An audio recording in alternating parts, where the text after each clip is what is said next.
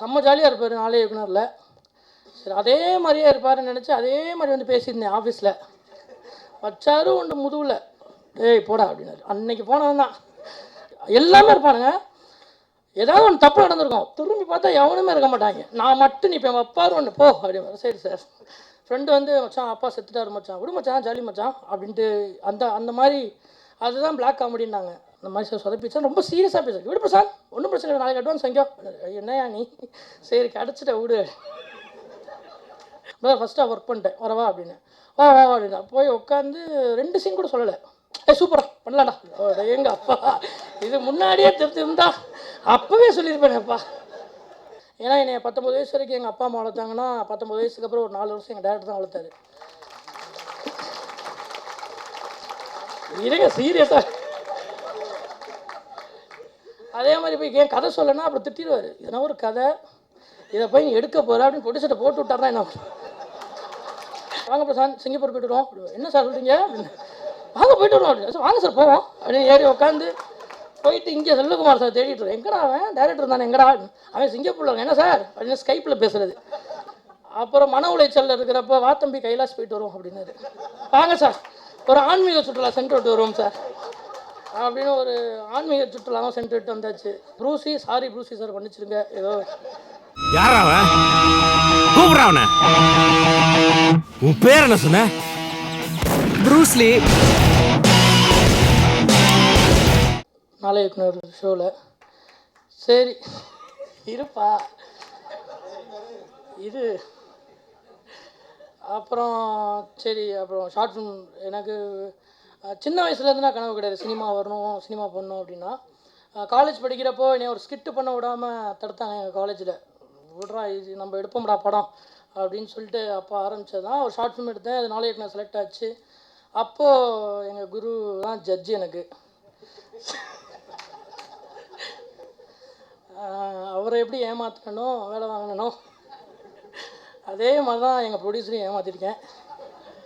ஆனால் படம் பார்த்துட்டு ஏமாறலன்னாரு. இந்த ப்ரொடியூசர்னா பார்த்துட்டு தம்பி தப்பிச்சிட்டோம்டா அப்படின்னாரு. நான் கைலாஷ் போயிருந்தேன், கைலாஷில் இருக்கேன். போதும்டா நீங்கள் படம் எடுத்தது, நான் கைலாஷ்கே போகிறேன்டான்ட்டு போயிட்டேன். அங்கே இருக்கிறப்போ விட்டல் சார் கூப்பிட்டு தம்பி தப்பிச்சிட்டோம் அப்படின்னாரு. வந்துட்டேன் இருங்க அடுத்த படம் ஆரம்பிப்போம் அப்படின்னு. அது ரொம்ப சீரியஸான ப்ரொடியூசரு. ரொம்ப எனக்கு எல்லாமே அமைஞ்சதான் அப்படி தான். எங்கள் டேரக்டரு செம்ம ஜாலியாக இருப்பார் நாளே இயக்குனரில். சரி அதே மாதிரியே இருப்பாருன்னு நினச்சி அதே மாதிரி வந்து பேசியிருந்தேன் ஆஃபீஸில். வச்சாரு உண்டு முதுகில், ஏய் போடா அப்படின்னாரு. அன்னைக்கு போனவன் தான். அதுக்கப்புறம் ஒரு 10 அடி டிஸ்டன்ஸ்லேயே தான் இருப்பேன். அவர் கோவரப்பெல்லாம் கூப்பிட்டு அடிப்பார். எவனா பண்ணிட்டு போயிடுவாங்க. எங்கடா அப்படின்னா எல்லாமே இருப்பானுங்க.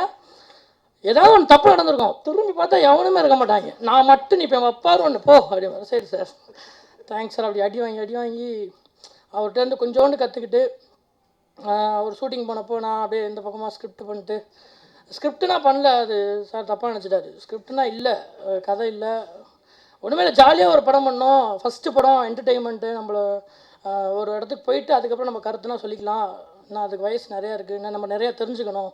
இப்போதைக்கு எனக்கு என்ன தெரியுமா தான் பாலா சொன்ன மாதிரி ரொம்ப ஜாலியாக காலேஜ் லைஃப்பில் என்ன பண்ணுவோம், காலேஜ் முடிச்சோன்னா படம் எடுக்க வந்துட்டோம் அப்படின்றப்ப காலேஜ் லைஃப்பில் என்ன பண்ணுவோம், ஜாலியாக இருப்போம். எது பேசினாலும் எவ்வளோ சீரியஸான ஃப்ரெண்டு வந்து மச்சான் அப்பா செத்துட்டாரு மச்சான், விடு மச்சான் ஜாலி மச்சான் அப்படின்ட்டு அந்த அந்த மாதிரி அதுதான் பிளாக் காமெடின்னாங்க. அப்புறம் தான் சரி ரைட் ஓகே இதுதான் போல் அப்படின்ட்டு அப்படி ஆரம்பித்த கதை.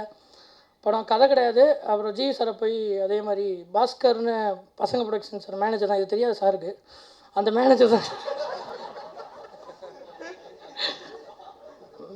சார் தான் ஹெல்ப் பண்ணார். ஜெகதீஷ் சார் சொன்னார், ஜெகதீஷ் சார் சொன்னேன். அப்புறம் சண்முகம் அடங்காதை டைரக்டரு, அப்புறம் வெங்கட்னு ஒரு மேனேஜர், இவங்கெல்லாம் சேர்ந்து தான் இது பண்ணாங்க. எனக்கு ஷார்ட் ஃபிலிமில் வந்து 1000 ரூபாய் 2000 ரூபாய் கொடுத்தனா என்னை வந்து என் ஃப்ரெண்ட்ஸ் தான் கொண்டு போனாங்க. நானும் பி சங்கர் கேமராமேன் சாரும் வந்து ஒரு ஷார்ட் ஃபிலிம் எடுத்துகிட்டு போய் திரும்பி வருது கேமராக்கு ரெண்ட் கொடுக்காமலாம் நிற்கிறோம்.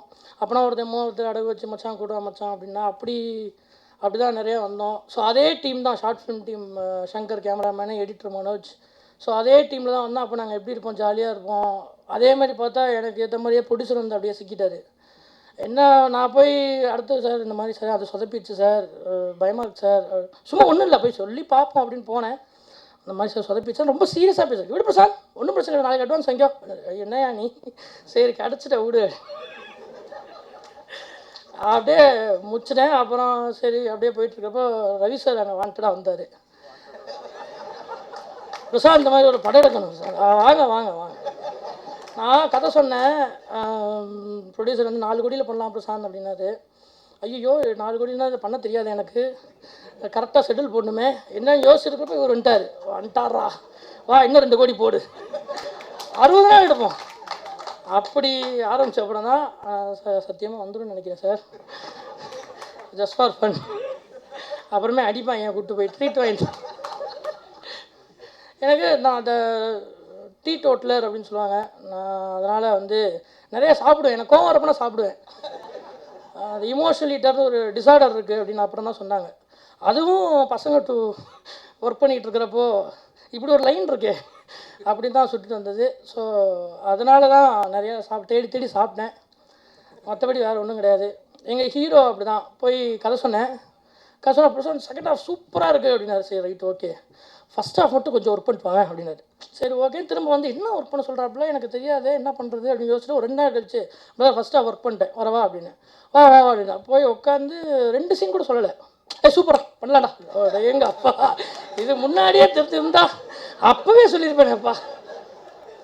ரொம்ப கான்ஃபிடண்ட்டான பர்சன், ஒரு பாசிட்டிவ் எனர்ஜி, எல்லாத்தையுமே எல்லா பாசிட்டிவுமே இழுக்கும். எப்படின்னே தெரியல. அது பாஷா என்கிற ஆண்டனின்னு டைட்டிலோட போனேன். வேறு டைட்டில், அந்த டைட்டில் பிரச்சனையாக இருக்குது அப்படின்னா அப்புறம் அவரை பார்த்தேன். ஒரு சைடில் பார்க்குறப்போ ப்ரூஸ்லி மாதிரியே இருக்கார் அப்படின்னு எங்கள் டேரக்டர்கிட்ட போய் சார் எங்கள் டேரக்டர் போய் ப்ரூஸ்லின்னு வைக்காமலான்னு கேட்டேன். சார் வைடா சூப்பராக இருக்குதுன்னு சொன்னார். அப்படி தான் வச்சேன், வேறு ஒன்றும் இல்லை. வேறு அப்படி தான் ஜாலியாக எடுக்க ஆரம்பித்தோம். ரொம்ப ஜாலியாக போவோம். ரொம்ப எனக்கு என் ப்ரொடியூசர்கிட்ட கேட்டு ஒன்றே மட்டும் நடக்கல. சத்யம் சினிமாஸில் ஆடியோ லான்ச் பண்ணல, அவ்வளோதான். மற்றபடி வேறு எதுவுமே இல்லை. என்ன கேட்டாலும் கொடுப்பாரு. அந்த கேமராமேன்லாம் பாவம், என்னடா இப்படி இருக்காரு, என்னண்ணே எதுவும் பிரச்சனையா அப்படின்னு. என்னடா எது கேட்டாலும் தராரா. சரி விடுங்கண்ணே எடுங்கண்ணே, அப்புறம் ஏண்ணே டென்ஷனாக வரீங்க, எடுங்க. அப்படி எடுத்தோம். ரொம்ப ஃப்ரீடம் இருக்குது, ரொம்ப ஜாலியாக இருப்பாங்க. ரொம்ப அப்படி எடுத்துருக்கோம் படம். ப்ரூஸ்லின்னு ஜி சார் எடுத்து அடிப்பார் எல்லாத்தையும் அப்படின்னு நினச்சிட்டாங்க. இது முழுக்க ஒரு என்டர்டெயின்மெண்ட் ஃபிலிம் தான். கதைன்னா ஒன்றும் கிடையாது. ஜாலியாக எந்த வித லாஜிக்கும் இல்லாமல் வந்து தேட்டரில் வந்து ஒரு 2 மணி நேரம் சிரிச்சிட்டு போகணுன்னு நினச்சிங்கன்னா இந்த படம் கண்டிப்பாக உங்களுக்கு சாட்டிஸ்ஃபை பண்ணும். ஸோ பெரிய எக்ஸ்பெக்டேஷன் தான், எனக்கு பயமாக இருக்குது. அதான் ஜி சார் தான் எது அவரை போட்டு நான் டைட்டில் வச்சாலும் நல்லாயிருக்கு, டிசைன் பண்ணாலும் நல்லாயிருக்கு, எது பண்ணாலும் அவருக்கு நல்லா இருக்குது. அது அவரோட டைம் தான் எங்களை எல்லாத்தையுமே கூப்பிட்டு போனது. ஸோ படம் நெக்ஸ்ட் மந்த் வந்துடும். சப்போர்ட் பண்ணுங்கள். எனக்கு உதவி செஞ்ச என்னோடய ப்ரொஃபஸர்ஸு சீனிவாசன், அருள் சார், டான்ஸ் டோனி சார், வைரச்சந்திரன் ஒருத்தர் பாட்டு எழுதியிருக்காரு, அவர் எல்லாமே எனக்கு 500 ரூபா 1000 ரூபா கொடுத்து அப்படி தான் ஹெல்ப் பண்ணாங்க, அப்படி தான் கொண்டு வந்தாங்க. பிரசாந்த் பாண்டிய இன்னொன்று என்னென்னா, எதுக்கு எடுத்தாலும் என் டேரக்டரை பற்றி சொல்கிறேன், டேரக்டர் பற்றி என்னை பற்றி சொன்னால் கேட்க மாட்டாங்க. டேரக்டரை பற்றி சொல்கிறப்ப தான் அப்பப்போ ஞாபகப்படுத்தணும். நான் பாண்டா சார்ட்ட ஒர்க் பண்ணேன், அவர் லேபிள் தான், அவரை முன்னாடி வச்சுக்கிட்டு தான் நான் பின்னாடியே ஓடி போய் எங்கே ஜி சார்னா இப்போ என்கிட்ட கதை கேட்டிருப்பா, பாண்டா சார் அசிஸ்டன்ட்னா உடனே கூப்பிட்டு ஓகே சொல்லுப்பா அப்படின்னாரு. அந்த மாதிரி தான் போய் கதை பண்ணேன். அதனால் அடிக்கடி ஞாபகப்படுத்தின ப்ரொடியூசர் அவர் படம் பண்ணிகிட்டு இருக்காரு, டேரக்டர், அவருக்கு டவுட் வந்துடக்கூடாது. அப்பப்போ நம்ம பாண்டா சார் இப்படி தான் பண்ணார் அப்படின்னு அவுட்டு சொன்னால் தான் அவர் ப்ரொடியூசர் சொல்ல, டேரெக்டாக சொன்னால் தப்பாகிடுமே அப்படின்னு. அந்த மாதிரி ஒன்று. இன்னொன்று, எனக்கு ரொம்ப நாளையப்டரில் ஒரு சின்ன பிரச்சனையில் இருக்கிறப்ப எனக்கு பாண்டியராஜ் சார் தான் எனக்கு ரொம்ப ஹெல்ப் பண்ணார். அவர் தான் வந்து இவ்வளோ தூரம் நான் வந்து வர்றதுக்கு காரணமே அவர் தான். அதனால தான் பிரசாந்த் பாண்டியராஜன் யாரும் கேட்குறப்ப எங்கள் அப்பா பேர் தான். ஆனால் ஃபீல்டர் யாராவது அப்பா பேர் பாண்டியராஜான்னு கேட்டால் ஆமான்ருவேன், டேரக்டர் பேர் அப்படின்னா ஆமாம் அப்படின்பேன். ஏன்னா என்னை 19 வயசு வரைக்கும் எங்கள் அப்பா அம்மா வளர்த்தாங்கன்னா 19 வயசுக்கு அப்புறம் ஒரு 4 வருஷம் எங்கள் டேரக்டர் தான் வளர்த்தாரு. இருங்க சீரியஸாக இல்லை சார், சீரியஸாக அவர் எப்படி நினைக்கிறாருன்னு எனக்கு தெரியாது. இன்ன வரைக்கும் இப்போ வரைக்கும் அவர்கிட்ட எதுவுமே காட்டக்கூடாது, எதுவுமே பண்ணக்கூடாதுன்னா தெரியாது சொல்லலை. நாளைக்கு ஒரு 4 வருஷத்துக்கு முன்னாடி அவர் அந்த ஷார்ட் ஃபிலிம் தான் பார்த்தாரு, ஒன்றுமே தெரியாமல் நான் எடுத்த ஷார்ட் ஃபிலிம் பார்த்தாரு, அதை பார்த்து அப்ரிஷியேட் பண்ணார். இல்லை அதுக்கப்புறம் 4 வருஷம் கழித்து அவர்கிட்ட நான் என்ன கற்றுக்கிட்டேன், நான் போட்டு படம் காட்டுறப்போ நான் என்கிட்ட நீ என்னடா கற்றுக்கிட்டேன் அப்படின்றத அவர் கேட்கக்கூடாது.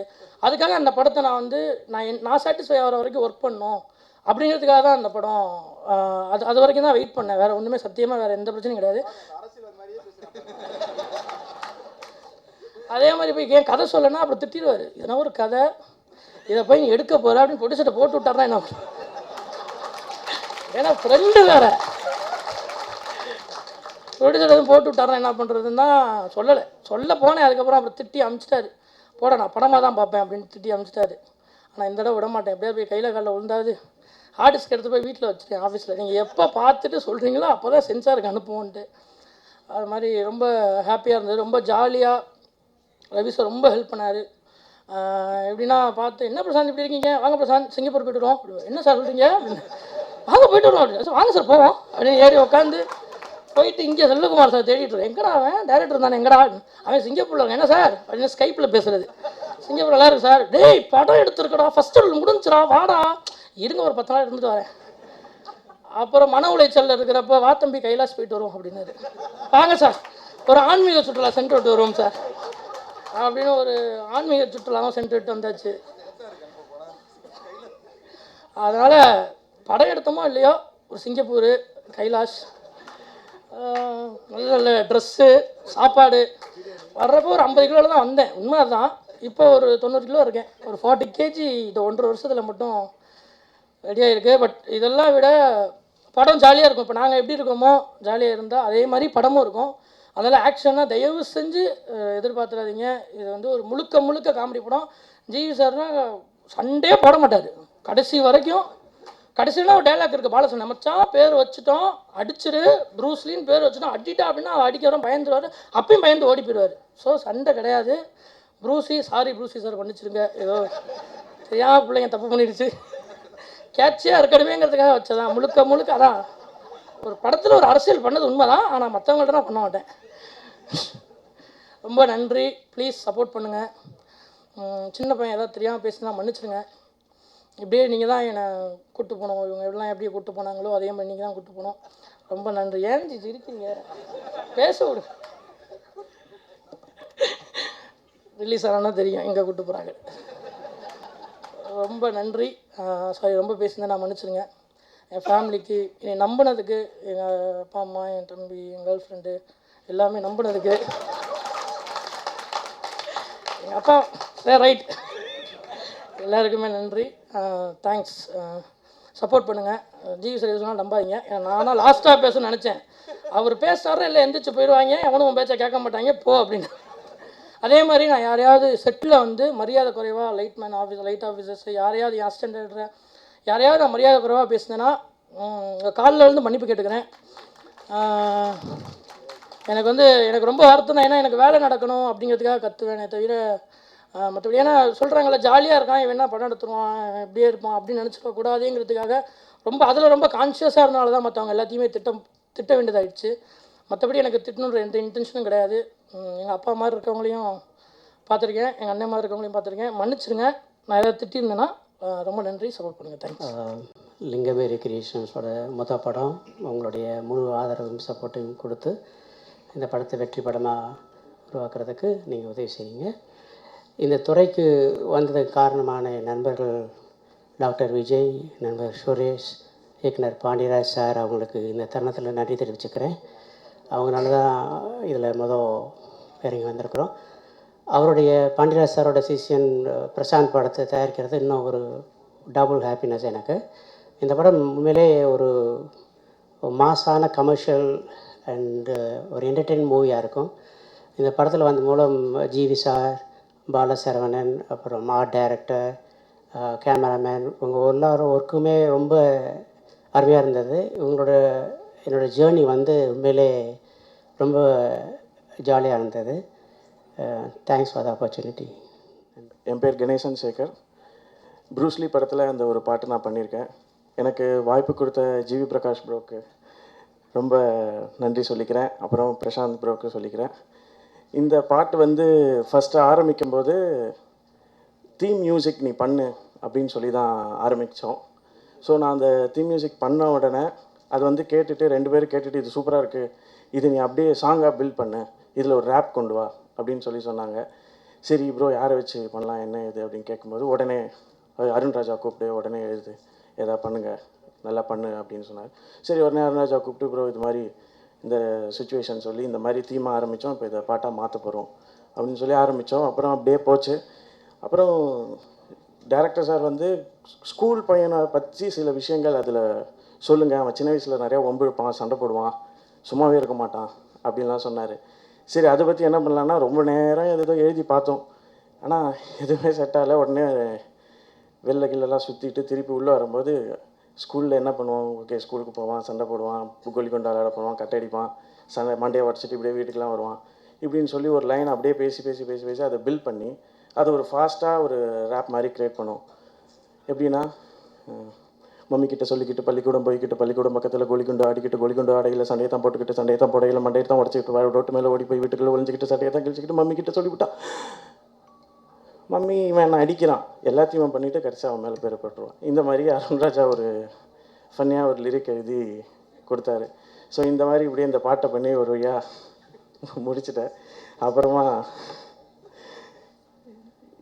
இவ்வளோ பெரிய வாய்ப்பு எனக்கு கொடுத்ததுக்கு எல்லாருக்கும் நன்றி சொல்லிக்கிறேன். இது என்னுடைய முதல் படம். என்னை சப்போர்ட் பண்ணுங்கள், ப்ளஸ் பண்ணுங்கள். ரொம்ப தேங்க்ஸ். பாண்டியராஜ் சார் வந்திருக்கார், ரொம்ப தேங்க்ஸ். பிரசாந்தை பற்றி சொல்லணுன்னா, இது நம்ம ஒர்க் பண்ணுறப்பலேருந்து பிரசாந்தை தெரியும். பிரசாந்த் பாண்டியராஜ் அப்படின்னு சொல்லிட்டு அவர் பேரை மட்டும் வச்சுக்கல, அவர்கிட்ட வந்து நிறைய விஷயங்களை சேர்த்து வச்சுன்னு இருக்காரு. அது ட்ராவல் பண்ணுறப்போ நல்லா தெரியும். நான் பாண்டியராஜ் சாரை பார்க்குறப்போ எனக்கு ஒரு பாசிட்டிவ் வைப்ரேஷன் இருக்கும். நான் ஒரு குருவாக தான் பார்க்குறேன்.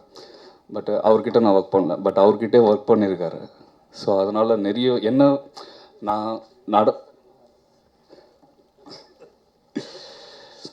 சொல்ல வருது அதுதான். என்னென்னா, அப்படி ஒரு டைரக்டர்கிட்ட ஒர்க் பண்ணியிருக்கிறப்போ அதை மட்டும் கற்றுக்கல, ஒர்க்கை மட்டும் கற்றுக்காமல் அவருடைய பிஹேவியர், அவருடைய பாசிட்டிவ் வைப்ரேஷன், எப்போவுமே பாசிட்டிவாக தான் பேசுவார், நெகட்டிவாக பேசவே மாட்டார். எனக்கே எதாவது இருந்தால் கூட நான் அவருக்கு தான் கால் பண்ணுவேன், உடனே அப்படியே வேறு ஒரு இடத்துக்கு எடுத்துன்னு போய் நிறுத்திடுவார். ஸோ அந்த மாதிரி பிரசாந்த் ரொம்ப அழகாக பண்ணியிருக்காரு. கன்ஃபார்மாக இந்த படம் ஒரு பெரிய வெற்றி படமாக இருக்கணும். அடுத்தது ஜிவி பிரகாஷ்குமார் சார் வீட்டை விட்டு வெளியே வரப்போ என்ன எடுத்துன்னு வர்றாரோ தெரியல, பட் கன்ஃபார்மாக ஒரு பெண் எடுத்துன்னு வர்றாரு. டெய்லி ஒரு படம் சைன் பண்ணுறாரு. பாலிவுட்டில் அக்ஷய்குமார் சார் மட்டும்தான் அந்த வேலையை பண்ணிட்டு இருந்தார். இப்போது நம்ம ஃபீல்டுக்கு வந்தாச்சு ஜிவி பிரகாஷ்குமார் சார். ஏன்னா it's not to make money, it's my passion அப்படின்னு அக்ஷய்குமார் சார் சொல்லியிருந்தார். ஸோ அதே ஃபார்முலாவில் ஜிவி பிரகாஷ்குமார் சார் இருக்கார். ரொம்ப சந்தோஷமாக இருக்குது. நெக்ஸ்ட்டு கன்யா ஃபிலிம்ஸ் செல்வகுமார் சார், எனக்கும் அவர் தான் ப்ரொடியூசர். ஏன்னா படம் ரிலீஸ் ஆன 10 நாள் அட்வான்ஸ் கொடுத்தாரு. ₹1 கொடுத்தாலே உடனே எல்லாம் ஒரு நியூஸ் பரபரப்பாக இருக்கும். கன்யா ஃபிலிம்ஸ் இது வரைக்கும் அவரும் அதை பற்றி எதுவுமே சொன்னதில்லை. நான் வெளியே படம் பண்ணுறேன் சார், இப்படி ஒரு ஆஃபர் வந்திருக்கு, பண்ணுறேன், இது நம்ம கம்பெனி எப்போ வேணாலும் வந்து பண்ணிக்கோங்க, நீங்கள் அது ஃபஸ்ட்டு அதை பண்ணிவிட்டு வாங்க அப்படின்னு. ஸோ அப்படி ஒரு கிரேட் ஹியூமன் பீயிங். ஸோ இப்படி எல்லாருமே ரொம்ப பாசிட்டிவாக ஒரு நல்ல டீம். ட்ரைலர்லாம் ஏற்கனவே பார்த்தாச்சு. படமும் செம்ம படம். இது வித்தியாசமாக இருக்கும். டே பை டே ஒவ்வொரு விஷயமும் அவங்ககிட்டேருந்து அந்த இன்ஃபர்மேஷன் ரெகுலராக தெரியறதால அது கேட்குறப்போ ரொம்ப இன்ட்ரெஸ்டிங்காக இருக்கும். கண்டிப்பாக இந்த படம் வந்து ஒரு short hit film. So thanks. ஒரு டாப் மியூசிக் டைரக்டர் வந்து அவரோட படத்துலேயே வந்து ஒரு மியூசிக் டைரக்டருக்கு வாய்ப்பு கொடுக்குறாருன்னா அது ரொம்ப பெரிய விஷயம், ரொம்ப ரேராக நடக்கும். அது இந்த படத்தில் நடந்திருக்கு. ஸோ அதுக்கு ஜிவி சாருக்கு கண்டிப்பாக ஒரு தேங்க்ஸ் பண்ணி ஆகணும். பிரசாந்த் நல்ல ஃப்ரெண்டு. ஏன்னா உள்குத்து படம் ஸ்டார்ட் ஆகும்போதே நல்லா பழக்கம், ஷூட்டிங் ஸ்பாட்டுக்கெலாம் வருவார். நல்ல ஒரு வைப்ரண்ட்டான படம், செம்ம எனர்ஜியாக எடுத்திருக்காரு. விஷுவல்ஸே சங்கர் சார் ரொம்ப நல்லா பண்ணியிருக்காரு, பார்க்கும்போதே அதோட இம்பேக்ட் நல்லா தெரியுது. செல்வா எனக்கு 2வது படம் கொடுத்த ப்ரொடியூசர். 4 படம், இப்போ 5வது படம் சர்வர் சுந்தரம் மாதிரியும் போயிட்டுருக்கு. ப்ரூஸ்லி செம்மையாக வந்திருக்கு. இந்த படம் செல்வாவுக்கு பெரிய வெற்றியாக அமையும். ப்ளஸ் இந்த படத்தில் விட்டல் சார், ரவி சார் 2 பேருமே ப்ரொடியூஸ் பண்ணியிருக்காங்க. அவங்களுக்கும் இது ரொம்ப பெரிய படமாக இருக்கும். ஜிவி சாருக்கு இந்த படம் அல்டிமேட்டாக இருக்கும் அப்படின்னு நம்புகிறேன். ஏன்னா விஷுவல்ஸ் எல்லாம் அவ்வளோ எனர்ஜியாக இருக்குது. ராம்தாஸ் சார், பாலசரவணன் 2 படம் பாலசரவணன் கூட பண்ணியிருக்கேன். ஸோ பாலசரவணன் எப்படி பண்ணுவார்னு தெரியும். இந்த படத்துலையும் கலக்கிருப்பார்னு நம்புகிறேன். மொட்டராஜேந்திரன் சார் வேறு இந்த படத்தில் வேறு லெவலில் பண்ணியிருக்காங்க. ஸோ ப்ரூஸ்லி டீம் எல்லாருக்குமே வாழ்த்துக்கள், பெஸ்ட் விஷஸ். ஒரு நாள் கூத்து உள்கூத்துக்கு தொடர்ந்து இந்த படம் பண்ணியிருக்கோம். ஜிவி சாரோட ஒர்க் பண்ணுற ஃபர்ஸ்ட் படம் அது. பிரசாந்த் நல்ல காமெடியாக எப்படி படத்தை சொன்னாரோ அதே மாதிரி எடுத்து முடிச்சிருக்காரு. எல்லாம் நல்ல மியூசிக்கு, காத்தால் தான் ஆடியோ லான்ச் ஆச்சு. பியூட்டிஃபுல் சாங்ஸு ஜிவி சார் பண்ணியிருக்காரு. அனைவருக்கும் நன்றி. அந்த 2 படத்துக்கு எப்படி நீங்கள் ஆதரவு கொடுத்து நல்லா ப்ரமோட் பண்ணீங்களோ இந்த படத்துக்கும் அதை எதிர்பார்க்குறோம். நன்றி, வணக்கம். இந்த பெண்ணு ஆக்சுவலி விஜய் இன்னைக்கு மறந்து வச்சிட்டேன். உங்கள் பெண்ணை கொஞ்சம் கொடுத்தீங்கன்னா போகிற வழியில் அப்படியே ஒரு படத்தை சைன் பண்ணிட்டு போயிடுவேன். அந்த 2 சீன் தான் பண்ணியிருக்கானா இல்லை ஃபுல்லாக பண்ணனான்னு தெரில. நான் எப்போவுமே கேட்குற கேள்வி தான், என்னடா ஓடிடும்ல. ஆக்சுவலி இப்படி கை கட்டிலாம் நிற்க மாட்டான் செட்டில். அவர் இன்னொருத்தர் சொன்னார், மன்சூர் அலிகான் இப்போ ஒரு பையன் இருந்தால் எப்படி இருப்பானோ அப்படிதான் இருக்கிறான். ஆக்சுவலி இந்த படத்துல மன்சூர் அலிகானுக்கு பையனா வேற நடிச்சிருக்கான். ப்ரூஸ்லி ஃபர்ஸ்ட் அவன் வந்து ஒன்லைன் என்ன சொன்னான்னா, ஒரு தமிழ் ஹீரோக்கும் ஒரு ஹாலிவுட் வில்லனுக்கும் பிரச்சனை தாங்க படம் அப்படின்னா. பாண்டியராஜ் சார் இப்படி ஒரு அசிஸ்டண்ட்டை நல்லா வளர்த்துருக்கீங்க.